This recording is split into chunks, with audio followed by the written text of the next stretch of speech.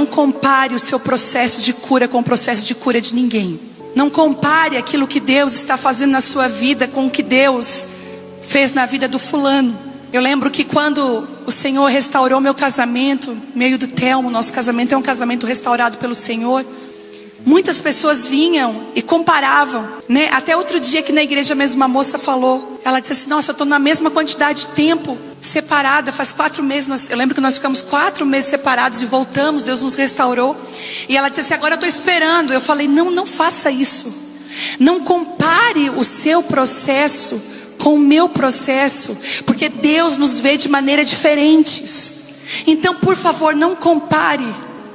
Muitas vezes você está até machucada, ferida, entristecida, porque você acaba comparando o que Deus fez. Ele não vai fazer igual, Ele faz diferente. E a gente pode ver nos evangelhos vários cegos sendo curados, e Jesus não curou nenhum em série. Eu amo a maneira de Deus agir, porque aponta como Ele é diferente, Ele faz as coisas diferentes. De tantas curas que eu já enfrentei na minha vida, nenhuma delas foi igual.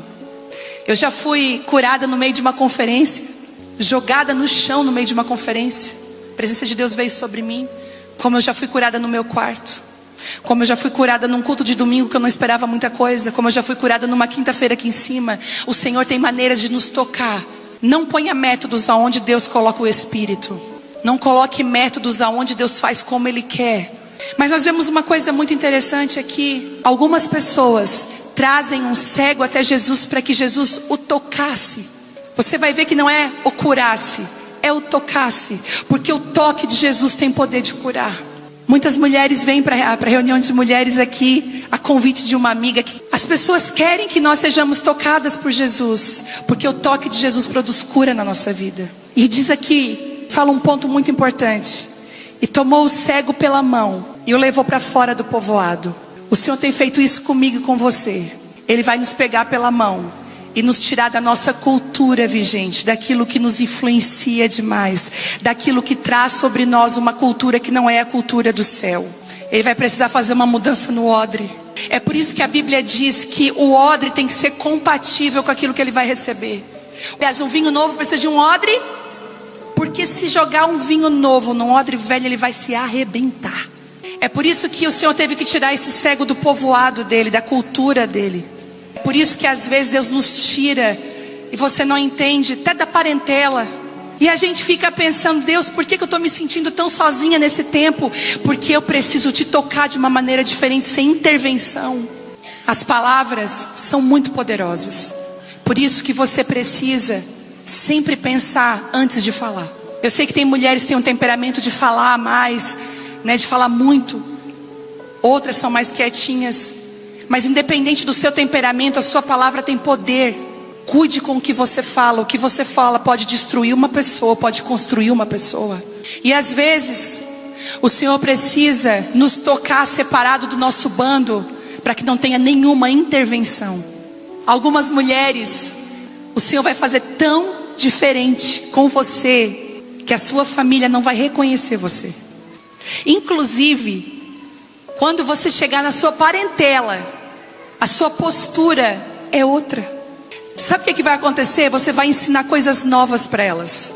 Porque fora do povoado tem toque e cura de Jesus. Sabe de uma coisa? Às vezes a gente é conhecido dentro da nossa família como cego. Às vezes a gente é conhecido na nossa família com um grande rótulo. Ah, fulana, aquela ali nunca vai dar nada. Aquela lá não sabe cozinhar. Aquela ali, problemática. As pessoas constantemente colocam rótulos. E às vezes são até rótulos justos. Porque a gente é mesmo. Eu até queria que você parasse de se olhar como uma vítima hoje. Você pode parar de se olhar como uma vítima? Se olhar de verdade como você é. Será que eu realmente sou chata? Uma pessoa falou para mim assim essa semana, achei tão legal. Porque isso é muito parte de uma construção pessoal. Ela disse assim para mim: eu estou observando na minha vida muitos relacionamentos quebrados. Eu ando com uma pessoa até um ponto, daqui a pouco aquela pessoa me larga. Daí eu ando com outro bando, aquela pessoa me larga. Ela assim, eu não tenho amigas de longas datas. E sabe o que eu parei para pensar? Ela falou para mim: será que eu sou chata? E eu falei para ela, conheço ela, né? Eu falei para ela: não, você não é chata. mas eu acho que você é indiscreta. Ela me olhou bem sério.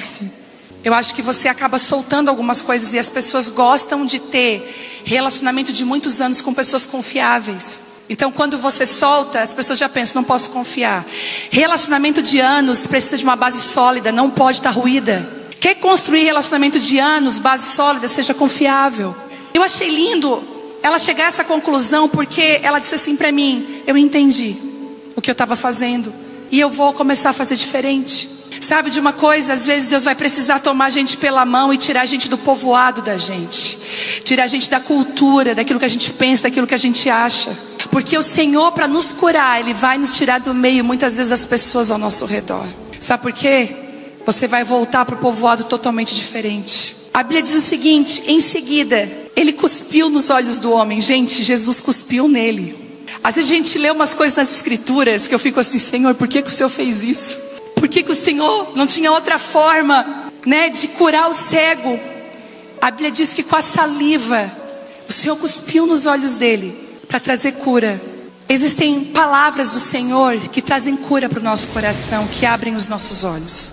Mas o que me chama a atenção nessa mensagem é que a cura não havia sido completa. E eu penso assim: se Jesus, que era Jesus, tocou nos olhos daquele homem e a cura não foi completa, a culpa não era de Jesus. Existia algo que precisava ser completado na vida daquele homem. E eu queria que você abrisse em Tiago 5. Tiago diz algo muito interessante. Tiago 5,16 diz assim: portanto, confessem os seus pecados uns aos outros e orem um pelos outros para serem curados. A oração de um justo tem grande poder e produz grandes resultados. E eu falei assim: Senhor, por que algumas curas não são completas na nossa vida? Por que ainda, mesmo frequentando a igreja há muitos anos, eu converso com muitas pessoas, por que ainda pessoas que frequentam a casa, por que olhando para a minha vida, muitas vezes pastoreando, cuidando de pessoas, tendo uma vida contigo, por que ainda, às vezes, a minha cura não é completa? Eu vejo ainda pessoas como árvores. Por que em algumas áreas ainda nós acabamos muitas vezes falhando? Por que existem áreas que não são completamente curadas na nossa vida?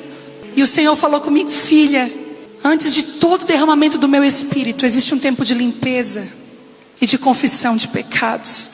E deixa eu falar uma coisa para você: se na sua vida existe ainda alguma coisa oculta, essa coisa oculta é espaço para o inimigo. Isso vai impedir o teu crescimento com o Senhor. Eu lembro vários domingos aí atrás, uns meses atrás, eu estava aqui num culto de domingo aqui na frente, e me veio uma mulher carregada pela família. Ela estava carregada, assim, quase não andando, e eles segurando ela. E ela chegou até a mim e eles disseram: olha, ela já tentou suicídio 5 vezes. E nessa última vez ela quase conseguiu. E nós não sabemos mais o que fazer, nós vamos internar ela. Mas antes de internar, a gente queria muito que você orasse, que a igreja orasse. E eu vi aquele povoado trazendo aquela mulher, os filhos, marido, irmãs, a mãe dela desesperada, todos eles sem dormir, vigiando ela. E ela sentou do meu lado assim, bem mal, e o Senhor me deu uma direção. Eu falei para eles: vocês conseguem esperar lá no final e deixar só eu com ela aqui? E eles, claro, soltaram ela. Ela sentou do meu lado. Aí eu falei para ela: agora pode respirar. Ela me olhou assim: respira, pode respirar. Aí ela achou meio estranho. E eu falei para ela: o Senhor me mostrou o que está acontecendo com você. E ela disse assim: o quê? Eu falei: tem algo escondido dentro da sua vida e você não tem coragem de confessar para ninguém. E para não confessar, você prefere a morte. Essa mulher começou a gritar aqui na frente. E no meio daquela palavra eu ainda disse: sabe o que aconteceu? Foi isso e isso. O Senhor me mostrou na hora. Eu orei por ela. Eu disse assim: só tem um caminho, porque ninguém vai conseguir impedir o suicídio. Ninguém. Mas existe um caminho de vida para você, e é de vida, e vida em abundância. Eu falei para ela, porque o diabo está mentindo que acabou.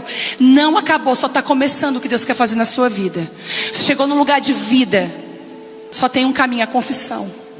E ela falou: mas se eu confessar, ninguém vai me perdoar. Eu disse assim: vão te perdoar. O Senhor vai te tirar do povoado, vai curar você, vai devolver visão a você, e a sua própria vida vai curar a sua família.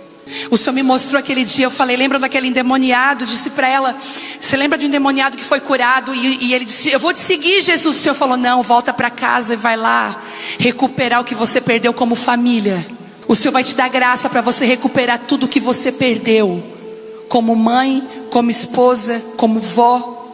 Para a glória de Deus, gente, essa mulher está salva, curada. A confissão tem o poder de libertar, de libertação, inclusive em áreas que você nem sabe. Quando você expõe a sua vulnerabilidade, quando você é de verdade. Você sabia que o evangelho é o evangelho de verdade? Mas por muitos anos a gente viveu um evangelho, muitas vezes um evangeliquismo de perfeição. Não existe uma pessoa só perfeita aqui. Eu amo quando o Tiago diz assim, ó, você quer ser curado? Porque se você quiser ser perdoado, é só confessar para Deus. Deus é aquele que nos perdoa dos nossos pecados. Mas para a gente ser curada mesmo, a gente precisa confessar. Sabe por quê? Tudo que é escondido, tudo que é treva, é ambiente do inimigo.